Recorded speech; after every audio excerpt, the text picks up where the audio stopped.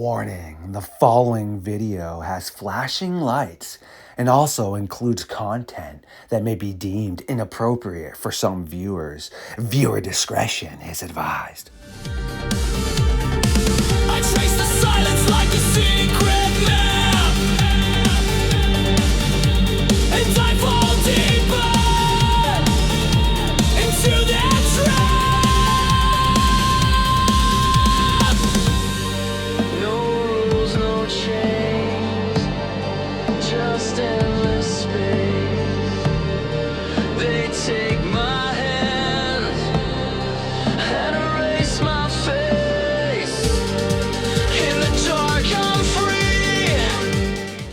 My creatures of the night. Once again, it is Camp Nightmare Fuel here on Midnight Lycanthropy. Yes, this is the sister podcast of our normal creations, and you should recognize Miss Hartman because she hangs out with us weekly here on Camp Nightmare Fuel, yet also is a bi-weekly host on Midnight Lycanthropy and is a proud member of the Midnight Society. Tonight, we are diving into a pretty bizarre and also potentially terrifying outcome that could have occurred in a story that I actually got to cover firsthand. Yet before we dive into that, we are going to allow Miss Hartman to give us a little bit of a background of this area up in New England. Yes, I am hinting towards Route 112 that starts in a very small rural town in Hampton, Massachusetts, and goes all the way up to the good old state of Maine. Miss Hartman, how you doing tonight? Hope everything's well, eh? I'm doing fine. Yep, and it's going well. Looking forward to talking about this mysterious place because I did some research, and whoa, there is a lot about this place. Miss Hartman, would you like to give the audience a little bit of an understanding of this area that we are going to be talking about to, well, set the theme for our episode tonight? Yes, absolutely. Deep in New Hampshire's White Mountains, the forest holds more than winding trails and sweeping ridgelines. Beneath the canopy, far from the crowds, the woods are littered with silent reminders of people who came here and never left the same way. What a creepy, crazy place with a lot. We're talking about New Hampshire's White Mountains. They start, as you said, northern New Hampshire, and go up to Maine. Their notable peaks, Mount Washington, which is the tallest in the Northeast, and it's infamous for, as you know, the extreme weather. Franconia Ridge and Mount Lafayette. They are, there's lots of trails. It's home to the Appalachian Trail, the Crawford Notch, and the Presidential Range. Some of the really bizarre things that people have encountered there, abandoned campsites, and strange stories about those. There's old logging camps that are very prevalent in this area. In the late 1800s and early 1900s, the White Mountains were heavily logged. Dozens of logging camps and bunkhouses were set deep in the woods. Many were abandoned almost overnight when the operations moved or shut down. Some of the crumbling foundations, rusted tools, and the ghostly kind of clearings, they're still there. They still exist there and off trail. Pemigewasset Wilderness. Hikers report finding fire rings, tarps, campsites long since deserted, sometimes with eerie personal belongings that people left behind. The remoteness of this area makes these discoveries very unsettling. I mean, were they just forgotten, or was somebody forced to leave quickly? We've also got many reports of disappearances. And there's a connection to the Bennington Triangle. So while it's not as famous as Vermont's Bennington Triangle, the White Mountains have their own lore of lost hikers who never reappear. Some abandoned campsites are said to have been found with the gear, again, left behind, food left untouched, and absolutely no trace of the campers. Strange area and reports the Mount Washington Hotel and Crawford Notch ghosts. Around Crawford Notch, old homesteads and camps were abandoned after landslides in the 1800s. Locals say hikers still stumble on old cedar holes and fire pits with ghost stories tied to families who once lived there. There's also a lot of modern abandoned camps. Rangers occasionally find illegal or long forgotten campsites with, again, backpacks grown over with moss. Tents collapsed and kind of reclaimed by the forest because they've been there for decades. These feel especially creepy, I think, because they're modern items, kind of like frozen in time. I want to just talk a little bit more about, just real quickly, about Crawford Notch's vanished families. And this is really tragic. So in the 1820s, a huge landslide ripped through Crawford Notch, wiping out homesteads and small camps. Cellar holes and stone outlines remain hidden in the woods. Hikers say that they've set up camp near ruins and they hear voices, footsteps, and even laughing in the night. Although nobody's around, no other tents or no other campsites are around. I want to touch on the disappearing campers again.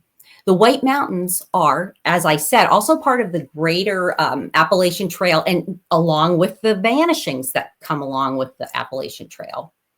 Some cases sound eerily like missing 411. The pattern of a campsite is intact, but no trace of the camper. Not even tracks leading away. Sometimes gear or other personal items are found deep in the woods, deep miles off trail, as if it had been deliberately carried there. I think I was just astounded how much is going on there. And Kenny, I think that you're saying that the account that you took, now where was that? That was in the White Mountains, I assume. Right? So where did that start? Well, first off, great stuff for allowing everyone to understand the setting of this area. You ready to walk into some madness, Miss Hartman? Yes, I am. I All want to hear right. the account. I can't wait to hear this account because this sounds like such a creepy place. Like, wow. This occurred about 15 years ago now, give or take. And you had an individual that was an up and coming model and actor that was heading down to a casting with Abercrombie and Fitch. He had a car that was pretty cool for aesthetics, not so reliable though. It was a 69 Mustang. He ends up going down to the casting. Keep in mind though, he didn't really have a phone that we have this day and age. All right. It was still functionable. You would hit spots where there would be no reception at points in time. That was part of the research uncovered that there's a lot of areas as far as in terms of any sort of cell service, right? Like anything. Yes, this is why the story ends up classifying in what we call Camp Nightmare Fuel. On his way back from his casting, he ends up getting lost because, to be honest with you, reading maps is really a skill set that has been long diminished, especially if you really aren't planning on needing a map. Okay. He did have a few maps in his good old Stang that were stuffed in the glove department from previous owners, most likely. He then is understanding, wait a second, I don't think I'm heading back to Maine properly right now. He pulls off into an area that later on he understands is Hampton, Massachusetts. It's a small rural town that is the beginning of Route 112. As he pulls into this gas station, he doesn't have that much money on him anyhow, because this wasn't supposed to be a super long trip. You can get down from the heart of Boston up into Maine depending on traffic, probably 2 hours max, give or take. Okay. It's not like it's a massive trip. But again, we're rocking a 69 Mustang. We're not talking Yeah. about great miles in the good old tank here. Okay. Yeah. It was a guzzler. He pulls into this gas station to fuel up. He happens to see a car actually right in front of him with a Maine license plate. A gentleman comes out of the store, looks pretty normal, starts finishing pumping his gas. This model approaches him, is like, hey, are you from Maine? Kind of a rhetorical question when it's on your license plate. He responds to him saying, yes. Why, what's going on? This model explains that he's lost, doesn't really know how to get back to Maine. Is it reasonable that he can follow this gentleman back up to Maine, especially if you're heading up to there? This Right. guy then responds to the model saying, yeah, sure. You definitely might want to fuel up, though. I'm going to be taking more or less the scenic route. The model then puts a little bit of gas into his car. As this gentleman did tell him, there wasn't going to be gas access for quite a long way or any area to stop at. Okay. They get in and start driving. Little does this model know, this gentleman is now going to be taking him through Route 112 that goes directly from Hampton through the White Mountains and past a ton of abandoned campsites, literally in the middle of nowhere. Ugh. This model starts driving. Here comes a huge sign: no gas or stop areas for 50 miles. Okay, that's a little bit more than what this gentleman had told him. Yeah, he has about a half a tank. No worries. And now it's nighttime. They're driving and they're driving. This dude is whipping through the mountains. So this model has to try and keep up with this guy as he's speeding through the mountains, because obviously he doesn't want to get left behind. He has no idea where he is. All this model can see is these campsites that look like something out of Friday the 13th that are abandoned, literally just glimpses of them whipping by you. They're going like 50 through the mountains here. The model is now flashing his lights, beeping his horn, trying to figure out where they are, at least getting this gentleman to stop for a second so there could be some sort of communication. Zero response. Nothing. Meaning this model was pulling right up on the rear end of this guy's car, honking, whipping up beside him, looking in as he's driving, as he was on the wrong side of the road, beeping, hey, pull over, pull over. This gentleman has no response, doesn't turn over and look, nothing, and just speeds up. So now, again, the model is behind him, and this guy is just whipping through the mountains. Model's looking at his phone, no reception, no reception, no reception. Finally, he gets enough to call one of his family members, who then is trying to understand where he is, yet the phone's going in and out. The family member finally realizes the model is somewhere in the White Mountains, yet doesn't understand, if you're trying to get back from Massachusetts, why the heck you're in the White Mountains. Phone goes off. Okay, model's like, oh, this is great. No reception, no reception. This dude again is just whipping around, speeding, speeding. So the model has to speed right up beside him. Again, is trying to get his attention, waving, honking, honking, honking. Nothing. The guy again speeds up and just whips around the corner. We're talking about mountain roads here where at nighttime, I mean, dude, what the heck? This model had no idea about these roads in general. Probably shouldn't have been going this fast in the day. And now we're talking about night. Yeah. Wow. As the model is now wondering, what is going to happen? Can't get his phone to work. He then just realizes, all right, I guess I got to wait this out and just follow this person. Keep going. They keep going. They keep going. Finally, you see this sign that says, welcome to Maine. The model is like, all right, well, this is at least good. The gentleman pulls into this gas station / store. He gets out of his car. The model at this point in time is like, yeah, I don't think this dude's all with it right now, or what the heck is going on. So he casually opens his car door, but keeps the door between him and the gentleman. He was standing up, but the door is open to kind of keep that distance as this guy was walking up to him. Okay, yeah. The dude puts his hand out to shake the model's hand. Model is like trying to ask what's going on, but was like, hey, thanks for at least getting me back. The guy held onto his hand for a second, very awkwardly, told him, you should be very careful with who you trust and who you just follow into the middle of nowhere, because next time it might not end so well for you. He turns around, walks off, and gets into his car, drives away. The model heads inside, and then is able to get gas, use a payphone because he still didn't have reception, and was able to get back to southern Maine where he needed to be.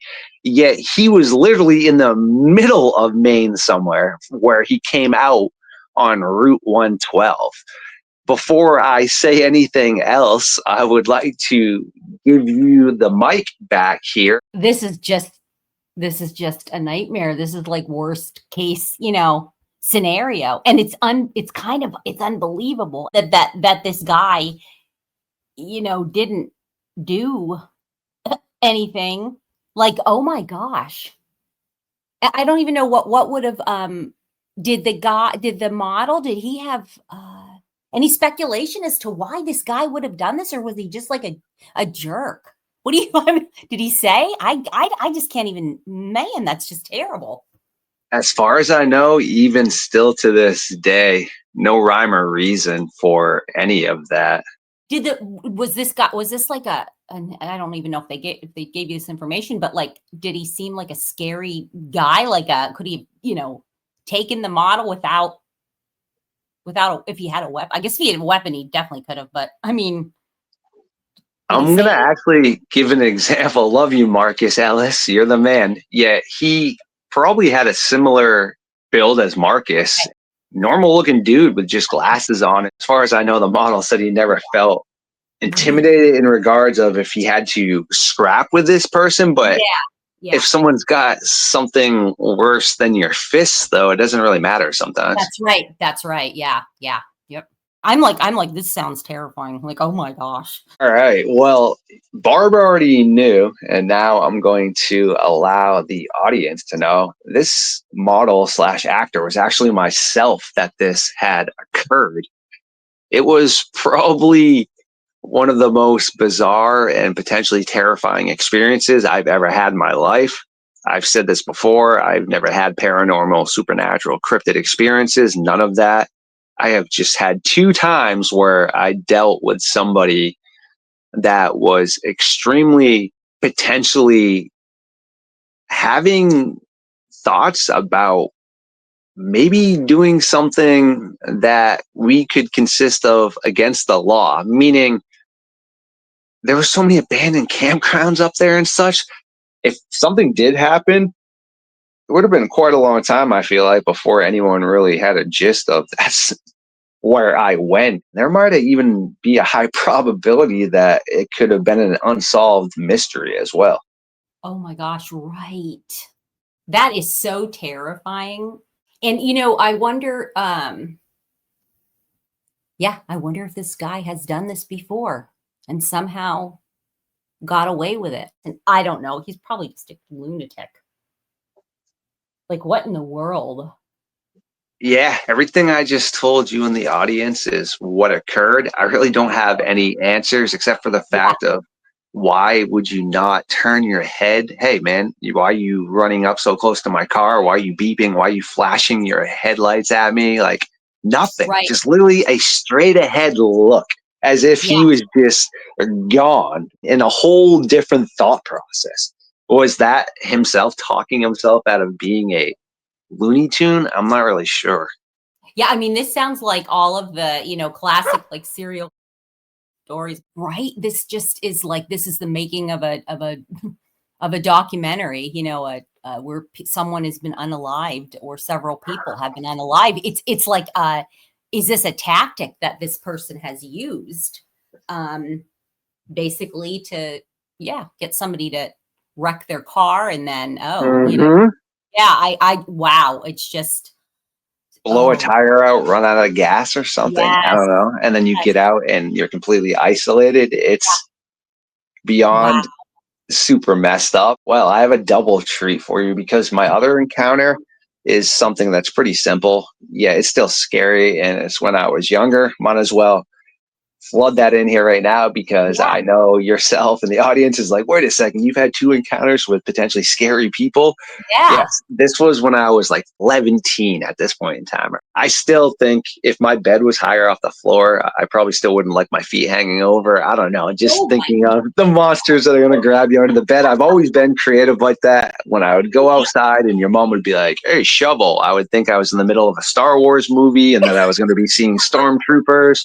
I oh would be yeah, outside playing yeah, football with myself, thinking I was in the Super Bowl, making the game-winning catch. That's why I'm creative. And we lived in this trailer park. The trailers were close to each other, so you'd see like just a silhouette of a tree or something on the side of the trailer, and you'd yeah, automatically think to yourself, you got like a werewolf chasing you. I don't know. I was right, always huge into vampires and werewolves, thanks to yeah, my mom. My mom was more of, she thought witches were cool. I always thought vampires and werewolves. And I used okay, to flip back and forth, but vampires are cooler now. That's my final opinion on it. I still think werewolves are cool. But either yeah, way, I yeah, snuck out at night because they had built an extension on the back of the trailer for me. As I went out the back door, there was a trail that would cut down behind the rest of these trailers through some bushes and then out onto the main road here. It's not like a main road, but it was the main road for the park, meaning it would take you out of the park and then get you yeah, away. But this yeah. is like 2 in the morning, give or take. Is it like in town or is it like out of town where the So park this was? park was pretty much, you could get to Durham, you could get to Westbrook within like 5 or 7 minutes, but it was on a part called Saco Street where it was a little bit rural, meaning when Okay. you took a right out of there, you had to drive for like 5 minutes or so to come to like a small gas station, or same Okay. thing Yeah. Yeah. if you So took a left. gotcha. Yeah. As I'm walking up the hill towards the top of the park, streetlights weren't the best, kind of like a dim illumination. Okay. Yeah. There's nobody around whatsoever. I would say maybe 30 yards away, give or take. Could Yeah. have been closer or it could have been farther. This happened to me when I was 11. Okay. So I'm going to be great up front and say yes, even though that's the estimate in my head as I'm seeing it. Uh, We all know that our memories are bits and pieces of what actually occurred. So you get the consensus of it. This car is pulling out. It's a dark colored car and has like dark tinted windows, but no one's around at all. Most people are sleeping by this. I had school in the morning, so I shouldn't even have been out and about at like 2 in the morning. Okay.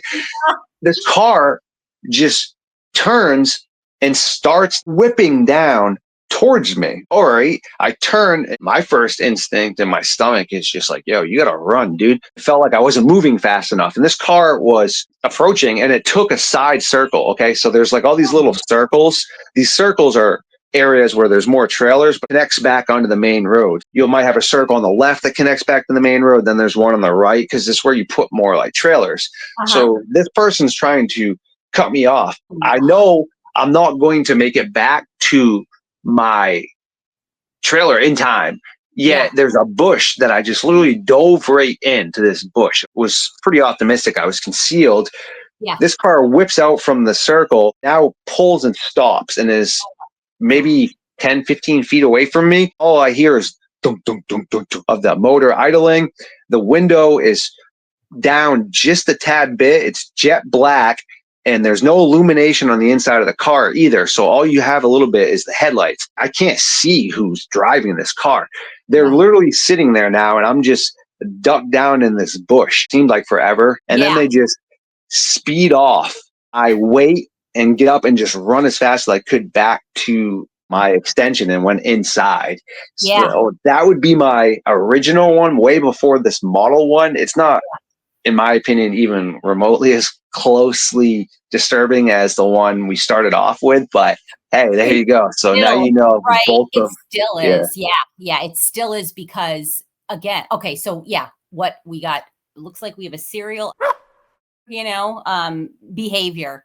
I mean, that's creepy. Yeah, As nothing all good was going to come out of that. No. no. Right. Oh wow. Gosh. Yeah. And the more that you like the the more that you delve into this and research, it's just like people are sick, man. Hmm. There are real instances out there that are totally verifiable Yeah. that actually occurred. And it wasn't a monster in regards of a crazy werewolf or Yeah. something unknown. It was, again, assumptions aren't good. I know it was a guy in one of them because I saw the dude for face to face. I'm assuming most likely that was probably a dude when I was younger too. I mean, I don't know. Maybe a woman Probably. could have acted like that, but I highly doubt Yeah, that. I doubt it. Yeah, I doubt it. Yeah. Yeah. Yeah. Wow. And you had no idea, never saw the card before. No, Nope. obviously, no idea who was. Gosh, crazy. So scary. That it's true though. It's and I mean I've told you this before. Like I would rather be out in the woods, encountering like Sasquatch than to be encountering people because yeah, humans are just the worst. Gosh. Hmm. And Yes. you were a high probability, of encountering something dangerous more so from a human than a potential, cryptid, whatever. A lot of times somebody that has a kind heart and they're trusting, they are victims, of this type of a situation because like you with that guy, the crazy driver guy, you thought, oh yeah, hey, here's a guy, he's in Maine. I'm just gonna Hmm. ask. And then he does that. And then yeah, and like he's gonna take the scenic route. Like, what the heck? How many miles did you go like out of your way? Because I assume that you kind of had an idea then. Uh, what would you say? Do you have a guesstimate, an estimate? Ridiculous amounts of time. I mean, that was at least like a 50-mile Oh, drive on that back oh spot where my, there was no gas. And then previous to that, I already took a wrong turn to go into Hampton. And then I was in Westbrook, Maine, which is southern Maine. I legit came out wherever 112 ends in Maine. crazy stuff. You were oh my gosh, you're so like lucky, blessed, whatever, that you didn't run out of gas. Cause I wonder if that's also what he was doing. Hmm. Wow. I had a weird, and this is just a real short one, but it was with somebody that was, well, I'll tell you real quick, and then I'll tell you what he was eventually arrested for. So I was walking into this mall, and this is in the Philadelphia area, let's say 5 o'clock. And as I was going in, this guy drove by and waved to me, and he's like, "Hey, how you doing?" Like he had his window down, he's like, "Hey, how you doing?" And I'm like, "Good," because I'm thinking, "Do I know him?" And then so I go in the mall and I come out, and about an hour later. Now it is starting to get dark, and the guy pulls up, and I'm like opening my car. Now this was before like, you need to like actually use a key, to open your car, right? It's not like key fob, it's not easy like it is now. So I'm actually opening my car door with a key, and he pulls up really close to me and rolls the window. And I'm like, what? I'm kind of trying to ignore him, and I look over my shoulder and he's like, "Hey, how are you?" I'm like, "Oh my God, it's the same guy, from an hour before." And he's like, "Come here a minute and talk to me."